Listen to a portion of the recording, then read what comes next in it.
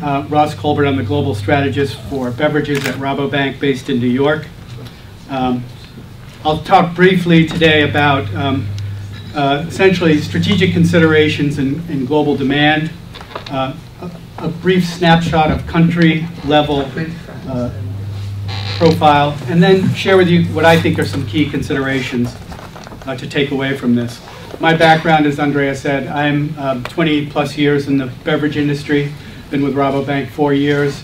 I started with the Coca-Cola company in 1982 and spent a long time largely on the investment banking side of the beverage industry. Rabobank, some of you may know Rabo. We are a Dutch multinational bank focused on global food and ag.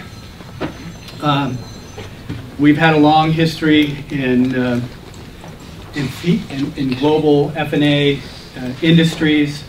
I think if you look at the roots of Rabobank, we're a farmers cooperative, but we also have a M&A investment banking relationship with Rothschild, which affords us a very unique perspective on global food and ag deal flow. Rabo has very interesting relationships across the global coffee network. This slide just highlights some of our key customers in the coffee industry. The takeaway here is you can see it really spans the whole supply chain from growers to processors to roasters and to brand owners and suppliers. So very extensive network. Our food and agri research team, of which I'm the strategist on beverages, but I also have here one of our senior analysts on commodity trading, Keith Fleury. Keith, I know you're in here somewhere, but if in the back, Keith spends a great deal of his time on coffee as a trading commodity. He is our senior analyst covering coffee. You probably see his research. I've brought some here with me. It's out front now, so maybe at the break you can pick some up. But Keith delivers great insights for the bank on coffee sector around the world. I wanted to start at a high level with what I think are kind of the 6 strategic considerations in global coffee demand. And then I'll talk specifically about emerging markets. First, regional differences in retail coffee value and volume. You know, Western Europe continues to lead both value and volume in sales of coffee, but Asia Pacific is second and in value and trails North America and Eastern Europe and Latin America in retail volume. Premiumization is the second big driver that we see. It certainly helps differentiate brands and quality of brands.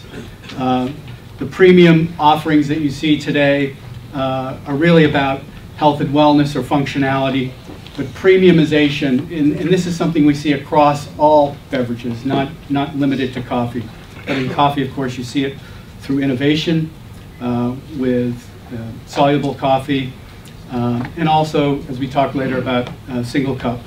We'll hear from Judith Gaines on that. Product innovation, also a key differentiator. Consumers have really reached out to discover new ways of consuming coffee, and that's clearly driving demand. I think probably one of the biggest drivers here has been the out-of-home coffee consumption. When I look across the coffee landscape, I see companies like McDonald's in the QSR category where, okay, the quality of the coffee may not be all that compelling, but the fact is, for many people, it's their first point of discovery for coffee is through a drive-up window. And I think it's, what I see is people ordering cappuccino or lattes for the first time through a QSR window. And I think that is, for many, that first point of contact where they experiment, learn coffee consumption habits, and then take those to a specialty coffee shop and beyond. Last but not, well, I'd say single-serve coffee, single cup brewing has been phenomenal growth driver. There's no question that in developed markets, it has been a key contributor to the success of coffee. And last but not least, growth in emerging markets. This is something that we're passionate about at Rabobank. We spend a lot of time looking at emerging market growth for coffee and tea. And, you know, I'll talk a little bit more in detail about this, but clearly, you know, whether it's premium or whether it's instant, you're seeing dramatic growth in the emerging markets. Another big theme at Rabobank that I think has really resonates well in the coffee industry is security of supply. We see this as being a global concern. Structural shifts in food and ag are really forcing a supply chain response. I know that looks like a very busy eye chart, but think of it in this context. The top half of this chart is really what I call about sort of open market sourcing. This is the way food and ag companies and coffee companies have traditionally sourced. It's really a series of kind of one-off transactions through the value chain, starting with a grower at the farm level, going through organizers or traders, and ultimately to processors in food retail. And this open market system is fraught with inefficiency and volatility. I think it's really contributed to the issue of security of supply. So what we've been spending time looking at is really what's the future here? It's really about what we think is dedicated supply chains. And by that I mean the bottom chart where you're getting alignment, real strategic alignment, but from the farm level through to the processor, through to the retailer. And dedicated supply chains are really evolving. But I think the vision is long-term suppliers need to align themselves with brand owners, and that enables both parties, the farmer, the processor, and potentially the brand owner and retailer, to all get on the same page in planning out, you know, supply chain risk, you know, planning out. I think with dedicated supply chains, you get better forecasting techniques, you get better collaboration and communication up and down the value chain. And we think that mitigates security of supply and volatility. We've seen some of the big players, whether it's Starbucks or Nestle, you know, these folks have already started and are well down the path of dedicated supply chains. Next, you know, if you talk about coffee value, volume, and the premiumization trend, clearly fresh coffee beans are really what, you know, when you think about premium coffee, it's really now about fresh beans. But the tendency for instant to be popular in markets has also grown. We see, you know, increasingly instant coffee continues to grow and actually is growing a little bit faster than fresh beans right now. The difference being roughly 6.5% for instant, and fresh coffee beans, as you can see from the chart here, a little bit just about 4%, fresh roasting ground at about 6%. Interestingly, tea drinking cultures, you know, we're seeing a shift from traditional tea drinking culture trying and moving into coffee more and more. The dark regions, of course, are coffee growing regions, whereas blue represents traditional tea growing regions. And what we're seeing is markets in China, Indonesia, and even India that have increasingly been adopting more coffee consumption. And there are obvious reasons for that as well. Traditional coffee markets just aren't driving growth as they once were. You know, the chart on the right shows a brown bar chart. That's really what we would call, you know, your traditional suppliers. The blue and the green represent exporting countries in blue, and the green bars represent emerging market. So putting those together, I think it really shows the clear story here that traditional markets aren't really providing the incremental growth that we've seen. It's really been emerging markets and also obviously supplying countries such as Vietnam and Brazil. The chart on the left, the pie chart, the point here is I just wanted to make is that, in terms of share of coffee exports, Brazil and Vietnam on the right-hand side of the pie chart are nearly equal in their share of global exports. But when you think about the emerging markets, I think you really have to think about these three key drivers.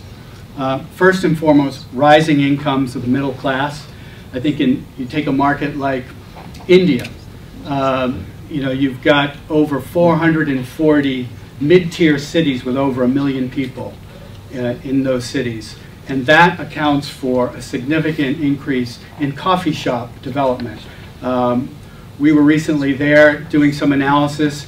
Our outlook on coffee shops, while there may be 2,500 coffee shops in India today, we're forecasting that by 2015 that number will double to 5,000. So cafe culture in key countries is really a huge driver. You'll see a chart coming up on China where the number of cafes is nearly triple that. Premiumization, again, is an important driver. It's really, I think, been, it goes hand in hand with coffee culture because people are discovering fresh roast and ground beans for the first time. There are approximately 15 emerging market countries that represent 76% of the volume growth through 2016. This is a snapshot of Asia in terms of looking at the young urban professionals, the market population for that category, and contrasting it with retail value and growth rates on the right-hand column.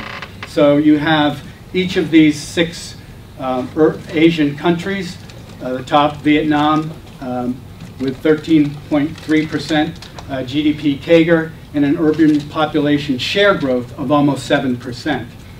Down the bottom is China. China with 17% GDP CAGR and an urban population share growth of almost 15%. Very compelling numbers. When you look at the retail value market on coffee, you can see China in the upper right-hand quadrant, followed by just below them South Korea and Vietnam to the left of South Korea. But again, when you look at the CAGR, you're talking the compound annual growth rate of anywhere from 8% to upwards of 15% for China. China's coffee shop industry is booming. The chart on the left, just to highlight instant coffee, the 7-year compounded annual growth rate through 2007 was 16%. That's declined by not half, but down to 9%, whereas fresh coffee has stayed relatively consistent with a 15 to 12% compounded annual growth rate over that period. Rapid expansion of coffee shops in China. If you look on the far right, we're talking about 13,000 shops. I'm going to jump quickly ahead just because I'm getting the... Oh, okay, thanks. Let me back up then. Sorry.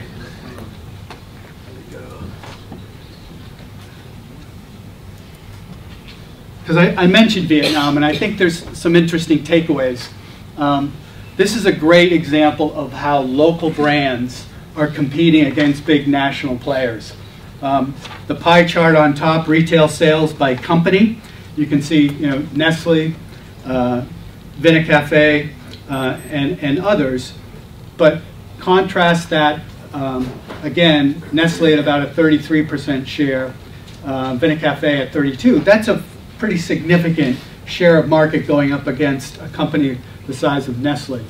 But the local cafe leaders, Trung Nguyen, market leader locally, facing international competitors of Starbucks and Coffee Bean and even Dunkin' Donuts. But Vietnam is also obviously a strong exporter, but domestic consumption as a percentage of production, that's the brown bars in that chart, you can see is steadily increased. I think it's a great story, something we're watching closely, and I think it's a great example of how local innovation can lead to success. So what does this mean going forward? as I've just shared with you, I think international brands have the muscle, but it's really local firms that can compete through locally tailored product offerings. I call this localvation. Secondly, mid-sized growing cities are really what's providing untapped expansion opportunity. And this is largely through cafe culture. And last, strategic sourcing. Integrated supply chains provide an opportunity to add value and to manage supply risk. Again, it starts in initial steps where processors move upstream to align themselves with growers. Brand owners, we've seen Starbucks, Nestle, and others initiating programs with farmers to build that dedicated supply chain relationship that provides strategic sourcing opportunities. So those are three highlights I think I'd like to leave with you today. I'm happy to take questions later. Again, my colleague Keith Fleury is here also, so we're happy to share any knowledge or answer any questions you have. Thank you.